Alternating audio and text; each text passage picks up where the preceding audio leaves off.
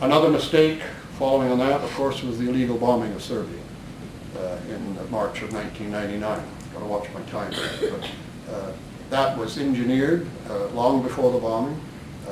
We have now evidence that the Americans were planning this months ahead of time. They had given the job to an intelligence agency, the Defense Intelligence Agency in the United States, assisted by the British SAS.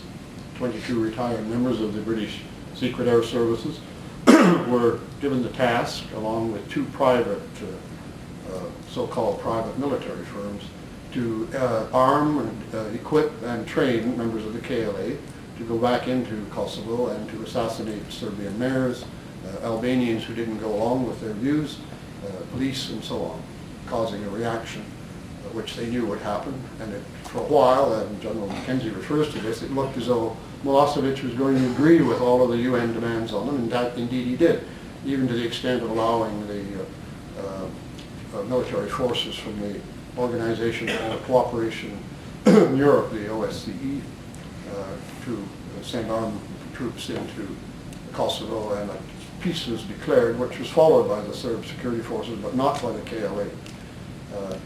But it looked for a while as though Milosevic might agree to these terms, and that frightened the Americans, so they needed an incident to give them cause to get to Rambouillet and to bomb Serbia, and that was, again, as the general has mentioned, the Račak massacre, which was clearly staged, and as Madeleine Albright said, was the galvanizing event that led to the bombing of Serbia.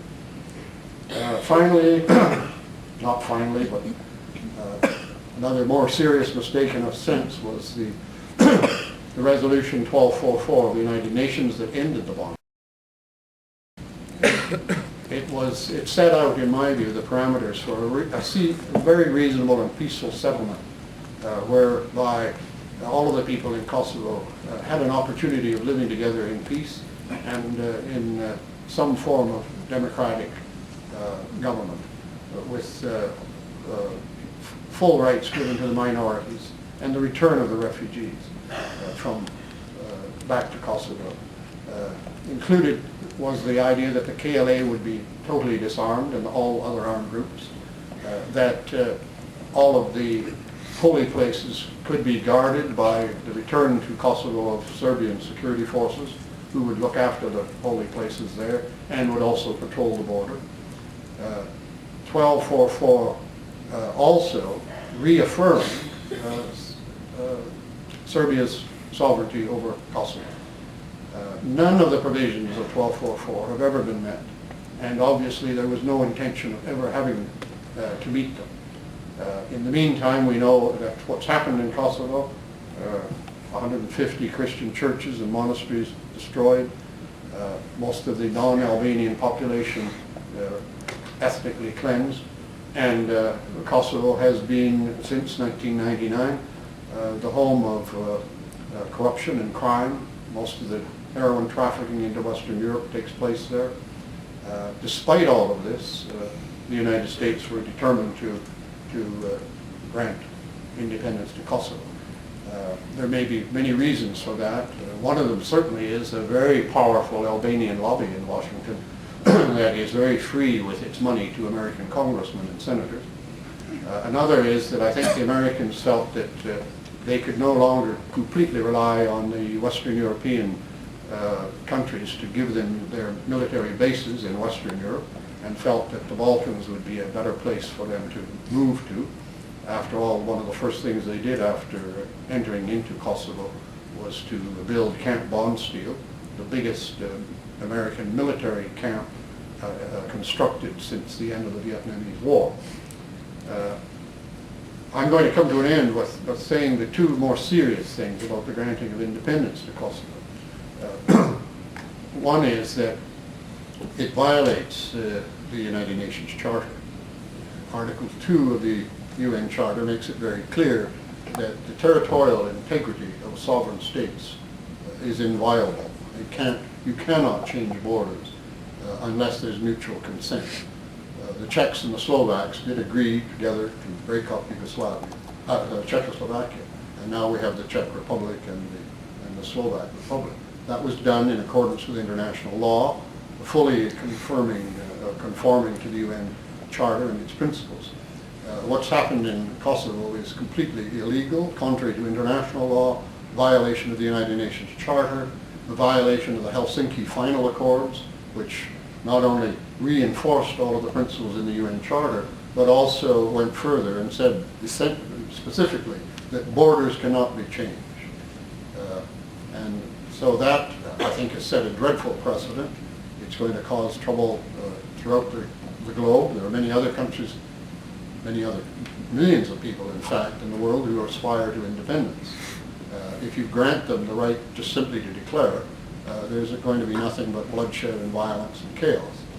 And so the Americans, disregarding what they always preach, that is their adherence to the UN Charter, democracy, the rule of law, they don't apply it all the time.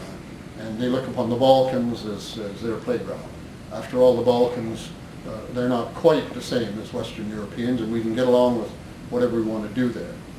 That's, to me, one of the most serious implications of the independence of Kosovo. The other is the opportunity the Americans took with the bombing of Kosovo, which was, in my view, a historic turning point. Up until that time, Article 1 of the North Atlantic Treaty Organization, NATO, is said very clearly that NATO would never, under any circumstances, use force or even threaten to use force in the resolution of international disputes. NATO broke that Article 1 of their own treaty with the bombing of Serbia in March of 1999. In addition to that, other articles in the NATO treaty that we never hear of anymore said that NATO would always operate in accordance with the principles of the United Nations charters. They have not done that. And it was during the bombing of Kosovo in April, on the 50th anniversary of NATO, the 50th birthday, that Bill Clinton called together all of the leaders of the NATO countries in Washington. And among other things, quite apart from his whining and dining them, he announced, quite formally, a new role for NATO. In a sense, it would be Bill Clinton who would decide in future, or presidents of the United States who would decide in future when NATO would intervene and with what amount of force. And that, I think, has gone completely unnoticed by most of our democratic states. I can understand, in a way, the Americans doing this. What really bothers me more than that is the willingness of the other Western democracies, the Europeans, the old allies of Serbia, France, Britain, Canada, to go along with it without a murmur. What we've done is we've turned our back on Article 1 of the North Atlantic Treaty, which, after all, is a treaty, and you don't change treaties unless the parliaments of all the countries agree to do so and ratify the changes. That has not been done. We've got a new role for NATO simply on the word of a former U.S. president. Those are two serious implications from the independence of Kosovo. I don't think the last chapter has been written. Yesterday in Russia, at a meeting with the senior foreign ministers of Russia, China, and India, they have decided that the whole Kosovo incident should be looked at again, and a negotiated settlement between the Albanians in Kosovo and the Serbs should be reached under the auspices of the still outstanding and valid UN Resolution 1244. So although we keep hearing in the Western media that the international community has recognized Kosovo, the fact of the matter is 35 to 40 countries have. Not all of NATO countries have recognized them, not all of the European community. And there are 192 countries in the United Nations. And you don't get independence and acceptance into the UN by having 35 or 40 recognize you. So we've got Kosovo, and the dilemma of Kosovo and the problem is still very much with us. Let's hope it can be resolved much more satisfactorily than the unilateral declaration by the Albanians. Thank you.